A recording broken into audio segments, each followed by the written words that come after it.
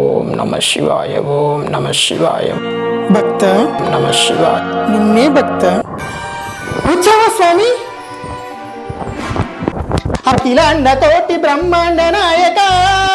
అది నా పాట కాదు భక్త. అయ్యో టైంకి పాటలు గుర్తుకు రావట్లేదు. కాశీ శివ, శ్రీశైల శివ, అరుణాచల శివ, శ్రీకాళహస్తీశ్వర శివ. పాటాపరా మూర్ఖుడా, నీ కోరిక ఏంటో కోరుకును, ఇచ్చేసి వెళ్ళిపోయేదను. నీకు తెలుసు కదా స్వామి, పోయినసారి ఐపీఎల్లో 10 లక్షలు పోయాయి. ఈసారి 10 లక్షలకి అసలు వడ్డీ కలిపి వచ్చేలా చేయి స్వామి.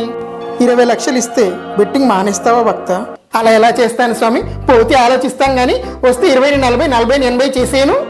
ఓరి మూర్ఖ, నువ్వెన్ని గెలిచినా అత్యాశతో మళ్ళీ ఆడతావు, ఓడి రోడ్డున పడతావు. నువ్వు ఉన్నావు కదా స్వామి, ఆ ఒక్కటి కూడా ఓడకుండా చూడడానికి. నేను 4 అంటే 4, 6 అంటే 6, ఏదంటే అయ్యేలా చేయి స్వామి.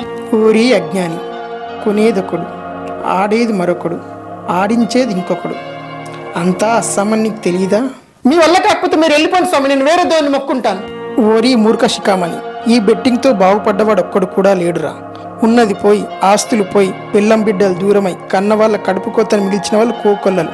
ఇకనైనా మారి బెట్టింగ్ వదిలేయి. ఉన్న 4 రోజులు అప్పుల్లోని ప్రశాంతమైన జీవితాన్ని గడుపు. కుటుంబంతో సంతోషంగా ఉండు, అదే నేను నీకు ఇచ్చే వరం. అలాగే స్వామి, ఇక నుంచి ఇవన్నీ వదిలేసి మంచి జీవితం గడుపుతాను.